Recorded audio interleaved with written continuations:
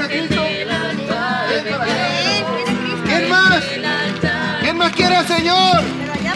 ¿Quién más quiere aceptar a Cristo?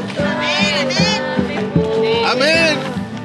¿Quién más? Eso, Juan Pablo. Vénganse. ¿Quién más? ¿Quién más sigue? Aleluya. Vente, mi reina preciosa.